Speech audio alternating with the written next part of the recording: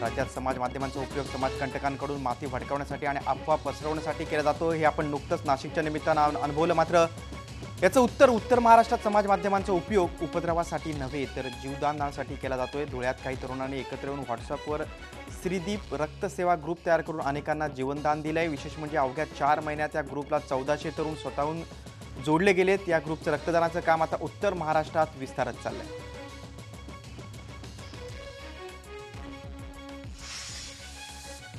आज कोजागिरी पौर्णिमा। यंदा कोजागिरी ही शनिवारी आली, अर्थात दुसऱ्या दिवशी सुट्टी असल्यामुळे सर्वांना कोजागिरीचा मस्त आनंद लुटता येणार आहे। कोजागिरीच्या रात्री लक्ष्मी आणि इंद्र यांची पूजा केली जाते। या दिवशी उपवास, पूजन आणि जागरण या तीन येण्यासाठीच आहे। अश्विन पौर्णिमा ही पावसाळ्यानंतर येणारी पहिलीच पौर्णिमा असते। या पौर्णिमेला रात्री बहुधा आकाश निरभ्र असतं। रात्री अश्विन पौर्णिमेचे टिपूर चांदणं पडलेलं असतं। अशा वेळी आपलं कुटुंबीय आणि मित्रमंडळींसमवेत चांदण्याची मौज अनुभवता यावी यासाठी हा उत्सव योजण्यात आला असावा।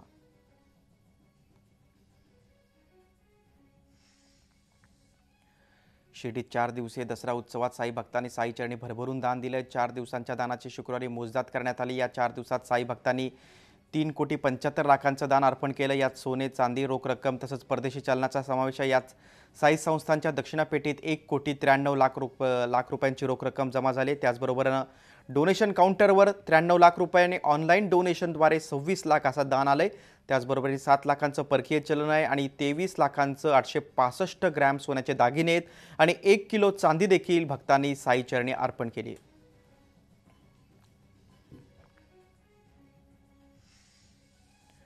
मुंबईतून मान्सूनने एक्झिट घेतली। ऑक्टोबरच्या पहिल्या आठवड्यात परतीच्या पावसानं हजेरी लावल्यानंतर मुंबईतील पावसाचा मुक्काम संपल्याची माहिती हवामान खात्याने दिली। त्यामुळे आता मुंबईकरांना ऑक्टोबर हिटचे चटके बसू लागलेत। कोरडं हवामान आणि पावसाचा अभाव अशा काही अटी पावसाळा संपला हे जाहीर करण्यासाठी आवश्यक असतात अशी माहिती हवामान विभागाने दिली आहे। सध्या पश्चिमेकडून उत्तर पूर्वेकडून वारा वाहतोय।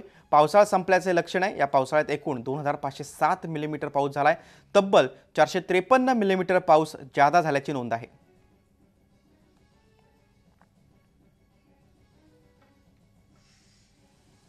पुण्यातील बहुचर्चित मेट्रो प्रकल्पाला पीआयबी म्हणजेच केंद्र सरकारच्या सार्वजनिक गुंतवणूक मंडळाची मंजुरी मिळाली आहे। त्यासाठीची बैठक दिल्लीत पार पडली। पीआयबीची मान्यता मिळाल्यानं या प्रकल्पाला केंद्राचा निधी मिळण्याचा मार्ग मोकळा झालाय। आता हा प्रस्ताव केंद्रीय मंत्रिमंडळाच्या औपचारिक मान्यतेकरता पाठवण्यात येईल। ही मान्यता मिळाली की मेट्रो प्रकल्प खऱ्या अर्थानं रुळावर येईल।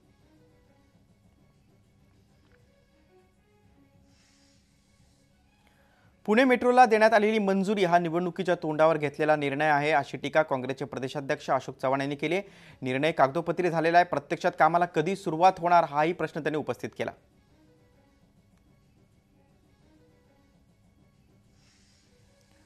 माणुसकीला काळीमा फासणारी घटना नालासोपाऱ्यात घडली। 2 अल्पवयीन मुलांना भर चौकात अमानुष मारहाण करण्यात आली आहे।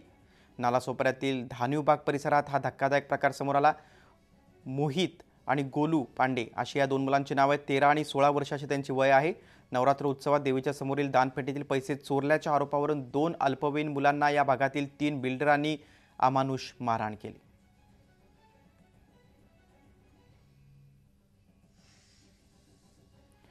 मुंबई महानगरपालिका निवडणुकीच्या पार्श्वभूमीवर युवा सेना आता मैदानात उतरणार आहे। युवा सेना प्रमुख आदित्य ठाकरे यांच्या नेतृत्वाखाली KG to PG पर्यंतच्या विविध प्रश्नांवर महामोर्चा आयोजित करण्यात आला आहे। आज मुंबईत गिरगाव चौपाटी ते इस्लाम जिमखाना असा हा मोर्चा निघणार असून त्याचा समारोप सभेत होईल। या मोर्चात सहभागी विद्यार्थी, पालक आणि शिवसेना पदाधिकाऱ्यांसमोर राज्य शासनाच्या शिक्षण विभागातील गोंधळाचा पाडा आदित्य ठाकरे वाचून दाखवतील।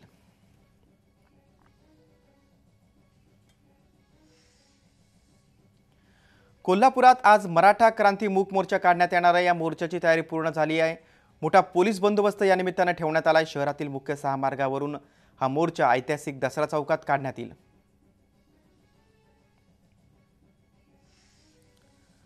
कोल्हापूर जिल्ह्यातील हातकणंगले एसटी स्टँड परिसरात असणाऱ्या खड्ड्यांमुळे वाहन चालकांचा जीव मुठीत घेऊन त्यांना जावं लागते। कोल्हापूर ते सांगलीला जोडणाऱ्या राज्यमार्गावरच हे खड्डे असल्यामुळे वाहन चालकांनी संताप व्यक्त केलाय। कोल्हापूर सांगली मार्गाचं गेल्या काही वर्षांपासून काम सुरू आहे, पण ठिकठिकाणी हे काम अर्धवट असल्यामुळे रस्त्यात अनेक ठिकाणी खड्डे पडले, त्यामुळे त्याचा वाहन चालकांना त्रास होतोय।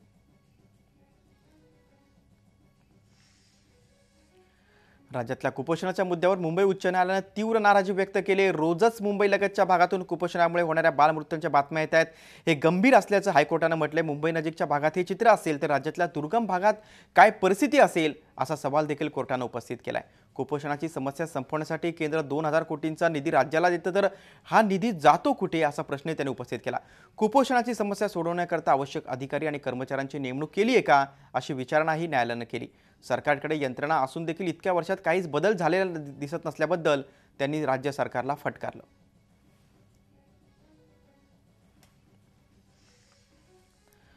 नाशिकमधल्या हिंसाचारावरून आता सत्ताधारी असलेल्या भाजप आणि शिवसेनेमध्ये जुंपण्याची शक्यता आहे. नाशिकमधल्या अशांततेला पालकमंत्री गिरीश महाजनांचं वक्तव्य जबाबदार असल्याचा घणाघाती आरोप शिवसेनेच्या नेत्या नीलम गोरे यांनी केला. मुख्यमंत्र्यांच्या आसपास असणाऱ्यांनीच नाशिकमध्ये अशांतता पसरवल्याची शक्यता असून अशा वृत्तींना भाजपमध्ये आसरा का देतात असा सवाल देखील त्यांनी उपस्थित केला. व्हॉट्सअप फेसबुकच्या माध्यमातून आक्षेपार्ह मजकूर व्हिडिओ पसरवून अफवा पसरवल्याप्रकरणी नाशिकमध्ये 7 जणांवर सायबर क्राईम अंतर्गत कारवाई करण्यात आली. 2 गटातील तणावामुळे ग्रामीण भागातील 8 गावात लागू करण्यात आलेली इंटरनेट बंदी परिस्थिती बघून उठवली जाणारे पहिल्या 2 दिवसात ग्रामीण भागातील पोलिसांनी कर्तव्यात कसूर केल्यानं कायदा सुव्यवस्थेचा प्रश्न निर्माण झाल्याचा ठपका ठेवून 5 कर्मचाऱ्यांची ही खाते अंतर्गत चौकशी सुरू करण्यात आली आहे. नागरिकांनी अफवांवर विश्वास ठेवू नये, शांतता प्रस्थापित करण्यासाठी पोलिसांना सहकार्य करावं असं आवाहन करण्यात आलं.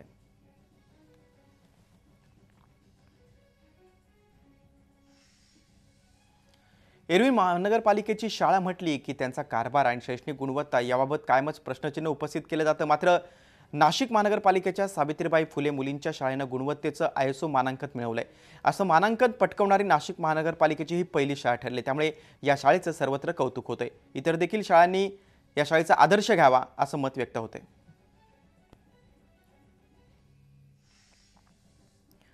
पुण्यातल्या बेशिस्त वाहतुकीला आळा घालण्याचे निर्देश मुंबई हायकोर्टानं पुणे वाहतूक पोलिसांना दिलेत. रस्ते अपघातांची वाढती संख्या लक्षात घेऊन उपाययोजना करण्याची हायकोर्टाची सूचना आहे. परदेशी यंत्रणांचं अनुकरण करण्यापेक्षा मुंबईत नव्यानं राबवण्यात येत असलेल्या पद्धतीचं अनुकरण करण्याची सूचना देखील पुणे वाहतूक पोलिसांना करण्यात आली आहे. आगामी विधानसभा निवडणुका डोळ्यासमोर ठेवून भाजप सरकार सर्जिकल स्ट्राईकची प्रसिद्धी करते असा आरोप माजी केंद्रीय गृहमंत्री सुशीलकुमार शिंदे यांनी केलाय. आम्ही देखील अनेक सर्जिकल स्ट्राईक केल्या, मात्र त्याची प्रसिद्धी केली नाही, कारण अशा प्रसिद्धीचं बऱ्याचदा बुमरँग होतं असं शिंदे यांनी स्पष्ट केलंय. जनतेला कुठल्या गोष्टी सांगायच्या हे सरकारला कळायला हव्यात, मात्र या सरकारला अनुभव नसल्यानं ते सर्जिकल स्ट्राईकची प्रसिद्धी करते. पण अशी प्रसिद्धी चुकीचं असल्याचं शिंदे यांनी म्हटलंय.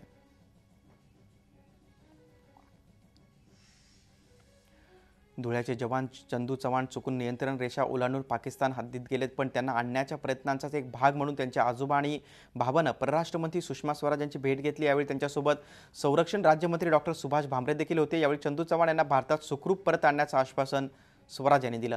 दरम्यान चंदू परतल्यावरच त्यांच्या आजींच्या अस्थींचं विसर्जन करू असा निर्णय चंदू यांच्या कुटुंबियांनी घेतलाय.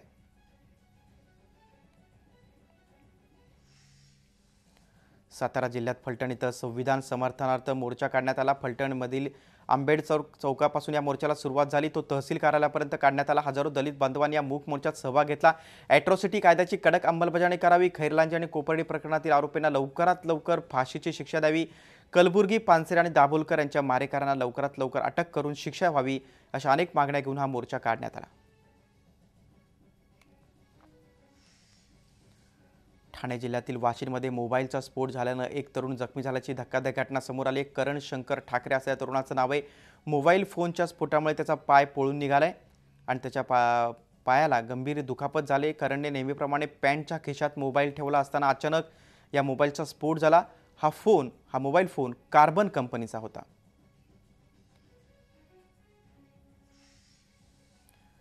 किरीट सोमय्या यांच्यावर शिवसेना नेत्यांनी जोरदार टीका केली. मातोश्रीनंच किरीट सोमय्यांना घडवलं याचा विसर त्यांनी पडू देऊ नये असं अरविंद सावंत यांनी खडसावलंय. तर सोमय्यांना शिवसेनेची एलर्जी असेल तर त्यांनी आता राजीनामा देऊन स्वतःच्या जीवावर निवडणूक लढवावी असं आव्हान नीलम गोरे यांनी दिले.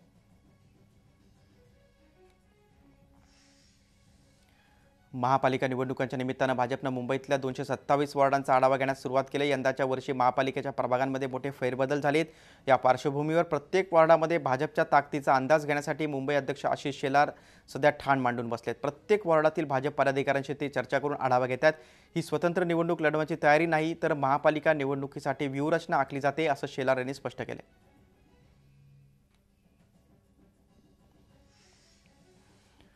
घरांच्या प्रश्नावर गिरणी कामगार नेते दत्ता इस्विलकर यांनी थेट मुख्यमंत्र्यांच्या दालनात आंदोलनाचा इशारा दिलाय।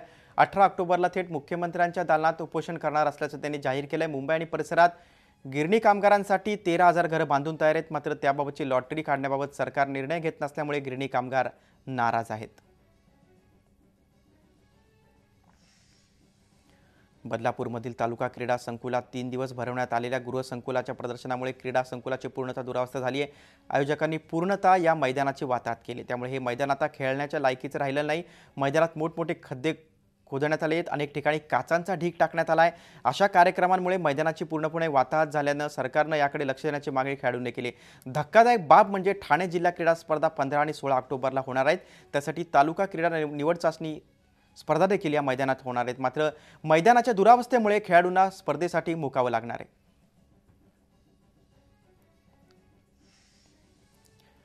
8वीत शिकणाऱ्या अल्पवयीन मुलीचा शाळेच्या ग्रंथपालानं विनयभंग केल्याची घटना अहमदनगर जिल्ह्यात घडली। अहमदनगर जिल्ह्यातील लोणी प्रवरानगर इथल्या रयत शिक्षण संस्थेच्या महात्मा गांधी विद्यालयात हा प्रकार घडला। शालेय विद्यार्थिनीला ग्रंथालयात बोलावून गैरकृत्य केल्याची तक्रार लोणी पोलीस ठाण्यात दाखल झाली असून आरोपी ग्रंथपालाला पोलिसांनी ताब्यात घेतले। भगवंता पोटे असे आरोपीचं नाव असून आरोपीला पाठीशी घालणाऱ्या मुख्याध्यापिकेवर कारवाई करावी या मागणीसाठी नातेवाईक संतप्त झाले होते।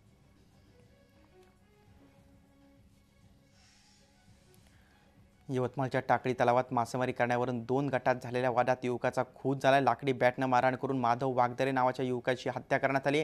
टाकळी तलावातील मासेमारी सोसायटीत मासे पकडण्यावरून 2 गटात वाद झाला होता। माधवला सोसायटीनं मासेमारी करण्यास मनाई केली होती, यानंतर देखील तो सहकाऱ्यासोबत मासेमारी करत होता। याचा वचपा करण्यासाठी सोसायटीतील दुसऱ्या गटानं माधववर हल्ला केला।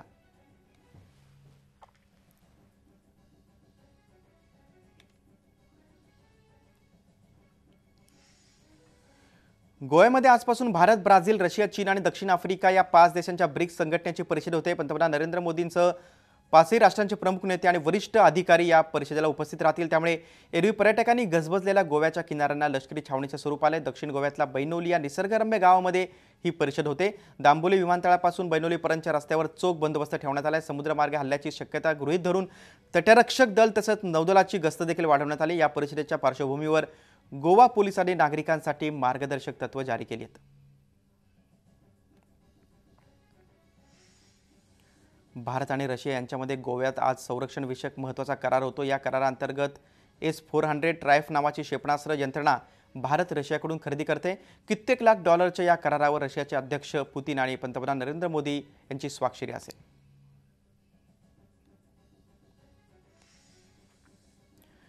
विधी आयोगानं समान नागरी कायद्यासंदर्भात देशभरातून मत मागवल्यानंतर आता मुस्लिम पर्सनल लॉ बोर्डानं त्याला तीव्र विरोध सुरू केलाय। मराठवाड्यात मुस्लिम महिलांची स्वाक्षरी मोहीम सुरू करण्यात आली। मशिदींमध्ये मौलानांच्या माध्यमातून महिलांचं समुपदेशन करण्यात येते। मोदी सरकार आमच्या धर्मात लुडबुड करत असल्याचा आरोप होतोय। ट्रिपल तलाक महिलांवर अन्यायकारक असल्याचं प्रतिज्ञापत्र सरकारनं सुप्रीम कोर्टात दाखल केलंय, त्यालाही या मोहिमेद्वारे विरोध करण्यात येतोय।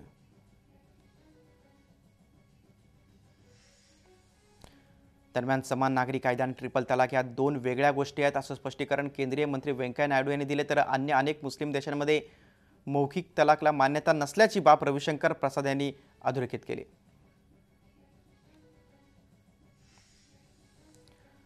पंतप्रधान नरेंद्र मोदी यांच्या हस्ते मध्य प्रदेशची राजधानी भोपाळमध्ये शौर्य स्मारकाचं उद्घाटन करण्यात आलं। जेव्हा आपण जागा राहिलं पाहिजे तेव्हा झोपून राहिलं तर सैनिक आपल्याला क्षमा करणार नाहीत। भारताचं लष्कर कधीच बोलत नाही, ते केवळ शौर्य गाजवतं, अशा शब्दात पंतप्रधानांनी सर्जिकल स्ट्राईकची तारीफ केली। शौर्य स्मारकाच्या उद्घाटनाच्या निमित्तानं माजी सैनिक आणि त्यांच्या कुटुंबियांशी पाकव्याप्त काश्मीरमधल्या कारवाईचं मुक्तकंठानं प्रशंसा केली। 41 कोटी रुपये खर्चून उभारण्यात आलेलं हे देखणं स्मारक 12 एकरावर बांधण्यात आलंय। स्मारकात 62 फूट उंचीचा शौर्य स्तंभ देखील उभारण्यात आलाय।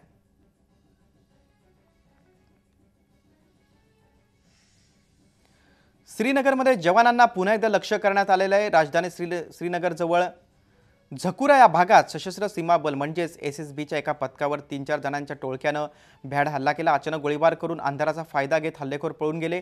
या हल्ल्यात एक जवान शहीद झालाय। घनश्याम गुर्जर असं या जवानाचं नाव असून तो मूळचा राजस्थानचा आहे। या हल्ल्यात किमान 7 जवान जखमी झालेत।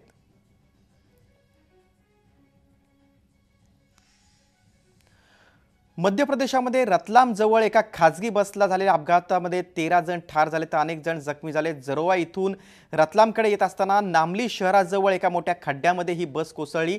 रस्ता बांधण्यासाठी माती काढल्यामुळे रस्त्याच्या बाजूलाच हा खड्डा पडला होता। पावसामुळे खड्ड्यात पाणी साचल्यामुळे त्याच्या खोलीचा चालकाला अंदाज आला नाही। प्रत्यक्षदर्शींनी दिलेल्या माहितीनुसार ही बस प्रचंड वेगात होती आणि चाक अचानक खड्ड्यात गेल्यामुळे पलटली। अपघातात काही जण जखमी झाले असून त्यांच्यावर उपचार सुरू आहेत।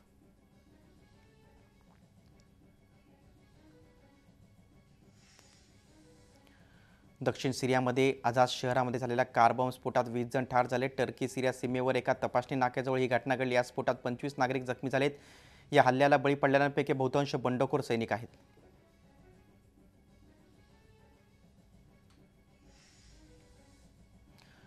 टर्कीमध्ये लष्करी वाहनांवर झालेल्या बॉम्ब हल्ल्यात 3 जवान ठार झाले तर 12 जण जखमी झाले। त्या हल्ल्याची जबाबदारी अजून कोणी स्वीकारली नाही। मात्र हल्ल्यातील सुई कुर्दिस्तान वर्कर्स पार्टीकडे जाते। रस्त्याच्या कडेला 3 ठिकाणी बॉम्ब पेरून ठेवले होते। जॉर्डनमध्ये झी 24 तास रहा एक पाऊल पुढे।